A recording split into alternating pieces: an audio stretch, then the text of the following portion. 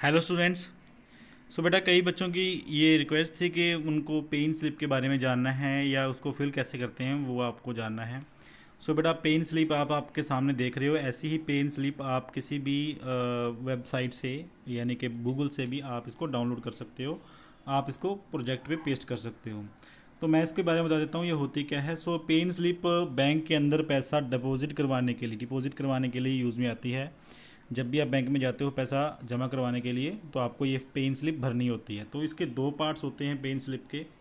एक ये लाइन से ये राइट वाला साइड और ये लेफ़्ट वाला साइड वाला। पहले राइट वाले साइड के बारे में डिस्कस कर लेते हैं। नंबर वन पे यहाँ पे डेट आ जाएगी जिस दिन आप बैंक में पैसा जमा करवा रहे हो। यहाँ पे जैसे ही ऊपर लिखा हुआ यूनियन बैंक की वो ब्रांच कौन सी है। ये मैं नहीं कहूँगा कि आप सिर्फ यूनियन बैंक का ही आप पेन स्लिप डाउनलोड करो। आप किसी भी बैंक का पेन स्लिप डाउनलोड कर सकते हो और उसकी ब्रांच कहाँ पे है। जैसे चीका में है तो यहाँ पे चीका आ जाएगा। सो आप किस पर्पज़ से वो जमा करवा रहे हो, ठीक है, उसका पर्पज़ ये लिखना ज़रूरी नहीं होता हमेशा ही। तो अगर आपको किसी से मान लो आपने किसी को पैसा सेल किया, कुछ गुड्स सेल की थी तो आपको कुछ चेक मिल गया या पैसे मिल गए कैश, तो आप वो जमा करवा रहे हो तो यहाँ पे आप पर्पज़ लिख दोगे कि यू डन सम सेल। सो उसके बिहाफ पे आप यहाँ पे उसको फिल कर दोगे। आफ्टर दैट अगर आपने चेक किसी से लिया हुआ है और वो चेक का पैसा अपने अकाउंट में जमा करवा रहे हो, सो वो चेक किस बैंक का है, उसका बैंक का नाम, ठीक है, वो ब्रांच कहाँ पे है, चीका कैथल कहाँ पे है। मतलब मान लो कि आपने किसी को सेल किया था कुछ गुड्स को, ठीक है, और गुड्स को जब सेल किया तो उसने आपको एक चेक दे दिया। तो ज़रूरी तो नहीं है कि जो चेक वो देगा वो आपके बैंक का यानी कि यूनियन बैंक का ही होगा, वो किसी और बैंक का हो सकता है। तो कौन सा नेम है बैंक का और ब्रांच कहाँ पे है उसकी, उसका, और चेक का नंबर क्या है, ये तीनों चीज़ें इसलिए फिल की जाती हैं। अगर आपको एग्जांपल कोई भी लेते हो, मान लो कैश में सेल्स की, तो आपको ये चेक नंबर या ब्रांच या ये फिल करने की ज़रूरत नहीं है। अब आगे आता है कि अगर आप कैश फिल कर मतलब कि कैश ही जमा करवा रहे हो, जैसे 100 के नोट 500 के नोट ही हैं आपके पास, चेक वगैरह नहीं है, तो ये एरिया आप ब्लैंक छोड़ दोगे, इसको कोई काम में नहीं आना है। फिर आप नकद नोट, कैश नोट कितने कितने रुपीज़ के हैं उसको फिल कर दोगे। जैसे कि मान लो कि 1000 वाले दो नोट हैं, तो टोटल दो नोट हैं तो 1000 वाले, तो टोटल कितना रुपए हो जाएंगे।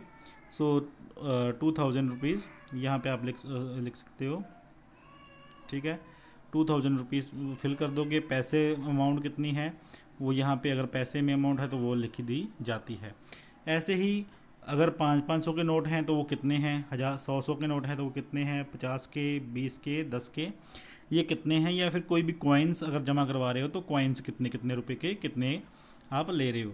और इसी तरीके से जो आपकी टोटल मनी है वो यहाँ पे नीचे आ जाती है कि टोटल आपने कितने रुपए जमा करवाने जा रहे हो। 100 के कितने, 1000 के कितने, 500 कितने, वो यहाँ पे उनको जब मल्टीप्लाई करोगे तो इस कॉलम्स के अंदर आप लिख सकते हो किसी भी कॉलम में, और आफ्टर दैट उनका टोटल अमाउंट आ जाएगा आपका नीचे।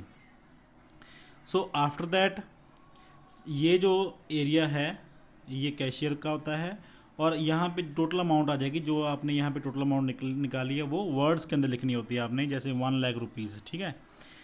यहाँ पे जो भी बंदा डिपॉजिट करवा रहा है उसके सिग्नेचर, ये ज़रूरी नहीं है कि जिस व्यक्ति के नाम पे अकाउंट है वही उसी के सिग्नेचर होंगे। यहाँ पे जो भी बंदा बैंक के अंदर पैसे जमा करवाने गया है वो अपने सिग्नेचर कर देता है।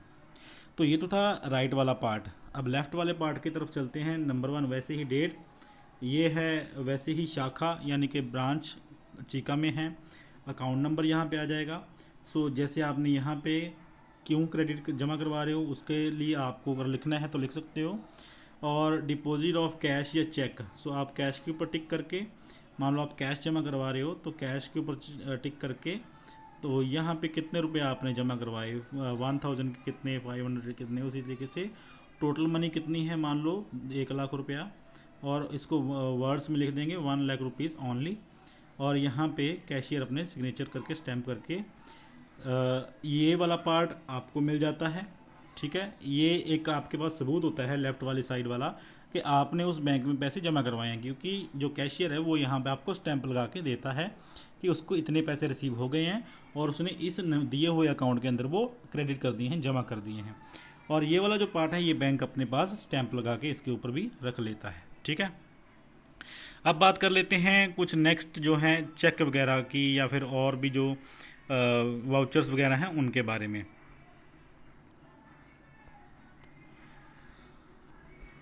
सो बेटा यहाँ पे चेक एक बार आपको बता देता हूँ। चेक आपका स्पेसिमेन कुछ इस तरीके का होता है चेक का।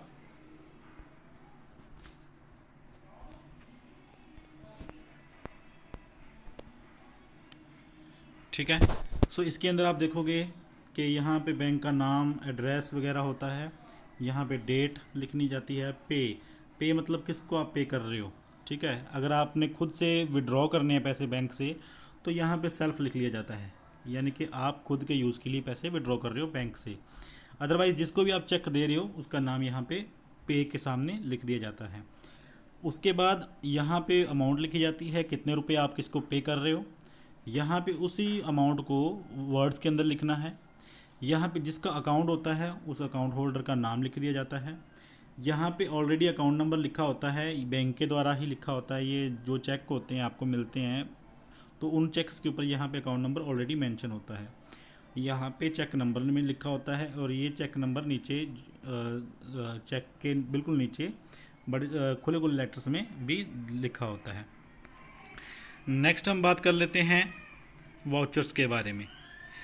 सो बेटा वाउचर्स मैंने आपके इसके लिए ख़ास वीडियो भी बना रखी है, वो भी आप देख सकते हो। तो मेन चीज़ें मैं वाउचर्स के बारे में आपको बता देता हूँ। सो वाउचर्स क्या होता है कि जब आप सोर्स डॉक्यूमेंट बना लेते हो, मतलब एक सबूत होता है आपके पास सोर्स डॉक्यूमेंट का कि आपने कोई सेल किया, परचेज़ किया चीज़ को, तो उसके बाद आपने वाउचर्स तैयार करने होते हैं कि आपने किस अकाउंट को डेबिट करना है और किस अकाउंट को क्रेडिट करना है। ठीक है। तो कैश और नॉन कैश ये दो तरीके के वाउचर्स होते हैं। कैश वाउचर्स का मतलब है जब भी आप कोई भी लेन देन कैश में करोगे तो आपको कौन कौन से वाउचर प्रिपेयर करने पड़ेंगे, कैश वाउचर प्रिपेयर करने पड़ेंगे। चाहे आप कैश ले रहे हो चाहे दे रहे हो तो कैश वाउचर आपको प्रिपेयर करने हैं। अगर कोई ऐसी लेन देन कर रहे हो जिसमें कैश इन्वॉल्व नहीं है, जैसे कोई चीज़ उधार में ख़रीद लेना या बेच देना, तो वहाँ पे आप नॉन कैश वाउचर या फिर ट्रांसफ़र वाउचर प्रिपेयर करते हो। तो मैंने आपको इससे पहले जो एग्जांपल्स दे रखी हैं उनमें से कोई भी एग्जांपल लेके आप इन वाउचर्स को फिल कर सकते हो। जैसे कि मान लो कोई कैश में आपने परचेज़ किया या कैश में आपने सेल किया तो उसके लिए डेबिट वाउचर पेमेंट के लिए और क्रेडिट वाउचर रिसीट के लिए आप बना सकते हो। सो जब भी आप पेमेंट करते हो, ठीक है, आपने मान लो परचेज़ किया या सैलरी पे की तो आप डेबिट वाउचर के अंदर उसकी एंट्री करोगे। और जब भी आप पैसा रिसीव करोगे, किसी से पैसा रिसीव कर रहे हो, चाहे वो कमीशन है या फिर सेल करने में पैसा आपको मिल रहा है, कैश मिल रहा है, तो क्रेडिट वाउचर के अंदर आप उसकी एंट्री करोगे। सो ये कुछ एग्जांपल्स दे रखी हैं आपकी बुक में भी कि किस किस केस में डेबिट वाउचर फिल किया जाता है। ये सारे केसेस हैं। ठीक है।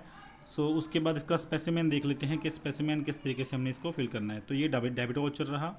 डेबिट वाउचर कभी पेमेंट्स के लिए हम बनाते हैं। डेबिट वाउचर के अंदर नंबर 1 पे ऊपर ये कंपनी का नेम वगैरह आ जाता है। उसके बाद इस साइड पे एक रिसीट होती है। ठीक है। ये रिसीट क्यों होती है कि जब भी आप कैश मेमो ना मिले आपको, मतलब कि आपके पास बिल नहीं है, जैसे कोई कंपनी से आपने मान लो कि एक आपके घर के सामने या फिर आपके बिजनेस के सामने कोई दुकान वाला, मतलब कि कोई फेरी वाला बंदा आपको चीज़ बेच के चला गया। मान लो उसने फर्नीचर जो कुर्सियाँ थी प्लास्टिक की 4 कुर्सियाँ आपको सेल कर दी, तो ज़रूरी तो नहीं है कि उसके पास कैश मेमो होगा, बिल होगा जो आप मतलब कि उसको उससे ले लोगे। ठीक है। तो उस केस में कैश मेमो ना होने के केस में, जब कैश मेमो नहीं होता तो इस साइड पे क्या होता है कि हम अमाउंट भर के कितनी अमाउंट है उसके ऊपर 1 रुपये की स्टैंप यहाँ पर अफिक्स की जाती है और उसके ऊपर उस बंदे के सिग्नेचर करवा लिए जाते हैं कि ठीक है भाई, मैंने तुम्हें जो 100 रुपया है या जो भी अमाउंट बन रही है मैंने पे कर दी। ये तब फिल किया जाता है जब कैश मेमो ना हो उस केस में, मतलब कि जब जो सामने वाला बंदा है जो आपको कोई चीज़ बेच रहा है तो वो आपको बिल नहीं दे सकता, उसके बदले में जो कैश मेमो है वो नहीं दे सकता, तो आप यहाँ पे उसके सिग्नेचर करवा सकते हो। सो उसके बाद यहाँ मैंने बता दिया वाउचर नंबर आ जाता है। वाउचर का नंबर ये ऑलरेडी 362, 63, 64 इस तरीके से इनकी नंबरिंग होती है ऑलरेडी। यहाँ पे उस डेट को लिखना है जिस डेट को आप वाउचर बना रहे हो। डेबिट वाउचर है तो डेबिट ही होगा इसके अंदर अकाउंट। तो डेबिट कौन सा अकाउंट होगा, देखिए हमने जनरल एंट्रीज आपको करवा रखी हैं। तो जनरल एंट्री में देखिए जो भी कोई खर्चा होता है या फिर कोई भी चीज़ खरीदते हो तो उसको डेबिट करते हो। तो ऑफिस इक्विपमेंट मान लो आपने खरीदे, तो उसको आपने डेबिट करना है। इसके अंदर सिर्फ डेबिट वाला कौन सा अकाउंट होगा वही बताना है आपने, ठीक है। तो कितने का है वो, 30,000 का। यहाँ पे कुछ नरेशन लिख दी जाती है कि किस पर्पज़ से आपने ये डेबिट वाउचर प्रिपेयर किया, और उसका cash memo number. Cash memo number है तो यहाँ कुछ फिल करने की ज़रूरत नहीं है। अगर कैश मेमो नंबर नहीं है तो यहाँ पे फिल करके फिर स्टैंप लगवा के फिर उसके ऊपर सिग्नेचर लिए जाते हैं, और यहाँ पे सिग्नेचर कर दिए जाते हैं जो अकाउंटेंट होता है, और यहाँ पे मैनेजर के सिग्नेचर हो जाते हैं, ठीक है। नेक्स्ट क्रेडिट वाउचर के बारे में बात कर लेते हैं। तो क्रेडिट वाउचर ये सारे के कैश में सेल्स करने के ऊपर जब आपको पैसा रिसीव होगा, या कोई फिक्स्ड एसेट सेल करने पे आपको पैसा रिसीव होगा, तो क्रेडिट वाउचर आप प्रिपेयर करोगे। तो जब भी आपको पैसा मिलना है तो क्रेडिट वाउचर प्रिपेयर करना है। तो ऐसे ही ऊपर नाम डेबिट वाउचर की तरह, कंपनी का नाम, एड्रेस, वाउचर नंबर कितना है, डेट आ जाती है। यहाँ पे डेबिट की जगह क्रेडिट आ जाता है। अब यहाँ पे पैसे आपको किस रिगार्डिंग मिल रहे हैं, सेल्स के रिगार्डिंग मिल रहे हैं या फिर रेंट मिल रहा है, तो उस अकाउंट को आप क्रेडिट कर दोगे, ठीक है। यहाँ पे आ जाती है नरेशन जो आप जर्नल के अंदर भी बनाते हो, और cash memo number. Cash memo number जो आपने, जो कैश मेमो है जब आप सेल कर रहे हो तो कैश मेमो आप सामने वाले को काट के दे रहे हो, ठीक है, तो वो कैश मेमो नंबर वहाँ पे फिल कर दिया जाता है, और कितनी अमाउंट है वो यहाँ पे आ जाती है टोटल। सिग्नेचर ऑफ अकाउंटेंट और सिग्नेचर ऑफ मैनेजर यहाँ पे उसी तरीके से आ जाते हैं। तो ये तो था क्रेडिट वाउचर। जो भी आपको पैसा रिसीव होगा तो क्रेडिट वाउचर के अंदर फिल किया जाएगा, जब भी आप कैश में सेल कर रहे हो कुछ भी चीज़ या किसी भी तरीके से। आगे आते हैं नॉन कैश, मतलब कि जब कैश इन्वॉल्व नहीं है, उधार में सब कुछ कर रहे हो, या इसको ट्रांसफ़र वाउचर भी बोलते हैं, तो ये आपका cash, non cash voucher prepare किया जाता है। अब इसके अंदर डेबिट और क्रेडिट दोनों एंट्री करनी पड़ती हैं आपको। सो किस किस केस में ये वाउचर बनता है, जब भी आप उधार में परचेज़ करोगे, जब भी आप उधार में सेल करोगे, ठीक है। सो उधार में कोई भी एसेट खरीदोगे, उधार में कोई भी एसेट बेचोगे, कोई भी इन्वेस्टमेंट उधार में खरीदोगे, उसको बेचोगे, तो आपका ट्रांसफ़र वाउचर बनेगा। तो ट्रांसफ़र वाउचर के अंदर आपने क्या क्या किस तरीके से फिल करना होता है वो देख लीजिए। सो यहाँ पे सबसे ऊपर ट्रांसफ़र वाउचर क्या है, ये ट्रांसफ़र वाउचर है। उसके बाद कंपनी का नेम जिसके अंदर आप बना रहे हो, वाउचर का नंबर, डेट उसी तरीके से है। लेकिन फ़र्क डेबिट और क्रेडिट वाउचर से ये है कि उसमें सिर्फ एक अकाउंट डेबिट या क्रेडिट होता था। अगर डेबिट वाउचर है तो डेबिट अकाउंट ही लिखते थे, क्रेडिट वाउचर है तो क्रेडिट अकाउंट ही लिखते थे। लेकिन यहाँ पे डेबिट और क्रेडिट दोनों अकाउंट से लिखे जाएंगे। सो यहाँ पे अगर आप परचेज़ कर रहे हो तो परचेज़ अकाउंट। अब आपको कैश तो मिल नहीं रहा, क्रेडिट किसको करोगे, त्रिपुरा इलेक्ट्रिक लिमिटेड, जिससे आप खरीद रहे हो चीज़ों को, ठीक है। तो कितनी ट्यूबलाइट्स हैं, कितनी सीलिंग फैंस हैं, और उनकी टोटल अमाउंट कितनी बनती है 100 के हिसाब से। 150 अगर एक का प्राइस है तो 15,000 टोटल बन जाएगा। 5 पंखों का प्राइस अगर एक का 8,000 है तो टोटल 40,000 बन जाएगा। इस तरीके से 55,000 के टोटल इक्विपमेंट हो गए जो आपने उधार में खरीदे हैं त्रिपुरा इलेक्ट्रॉनिक लिमिटेड से, ठीक है। तो इस तरीके से आपका जो ट्रांसफ़र वाउचर है वो फिल हो जाएगा, और नीचे signature of accountant and signature of manager ले लिए जाते हैं।